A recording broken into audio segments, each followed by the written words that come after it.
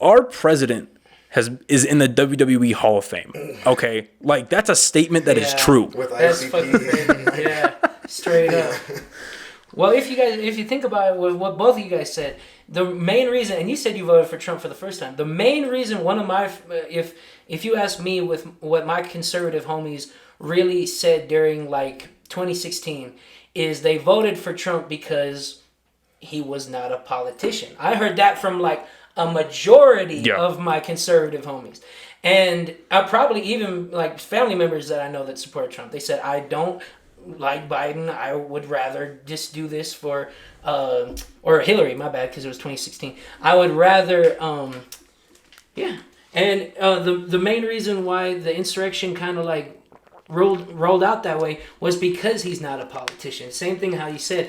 If I would, and let's just be hypothetical. Let's say I did the Southwest 16 and got robbed from it. Like legitimately, like something happened from it. And I went on social media and said, you know what, we're going to do this. I would get a reaction, a little bit of a reaction. You get what I'm saying?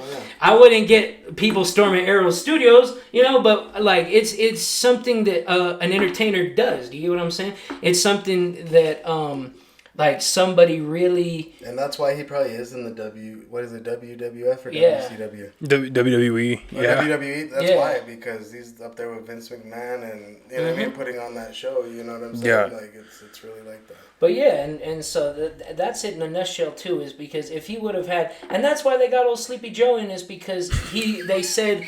They literally say they got him in there because he was the most qualified. Because he's been in politics for so fucking long. And it's like, dog, he can't even construct a full sentence without it sounding like some fucking convalescent home shit. And like, I mean that with the most love in my heart, because I really did like the Obama administration. But he has gone way down in cognitive ability. And I tell that to anybody when they talk about Trump versus Biden, is that Trump could swindle Biden out of his shoes and boxers and everything.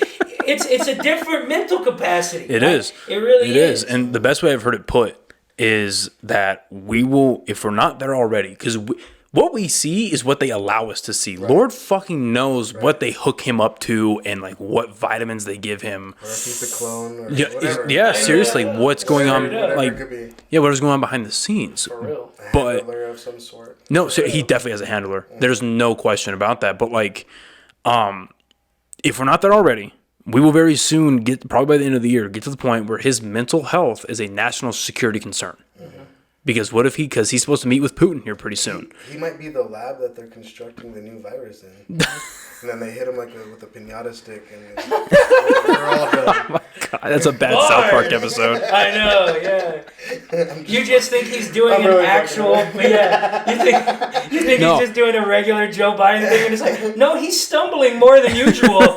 His face is drooping to the left. This isn't a regular Joe Biden. Doesn't look like the what happened to this fucking guy?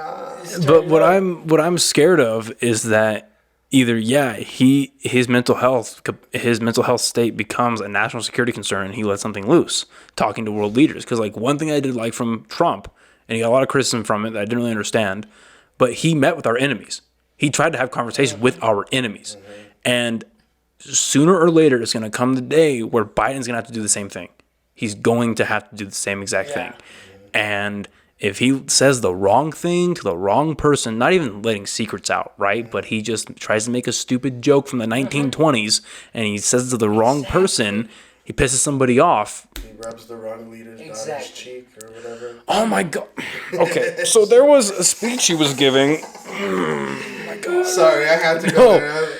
There was a speech he was giving, and there's this 13-year-old girl, 12-year-old girl sitting in the front, or second row, and he's standing there and he's going, hey, look at her sitting there with her legs crossed like she's a 19-year-old. Like, what do you mean by that? Fucking weirdo. Like, just over the age of 18, or are you hitting on a 12-year-old? Like, what are you doing, man? And then there's another speech where he approaches the podium and he's gonna talk to all the press.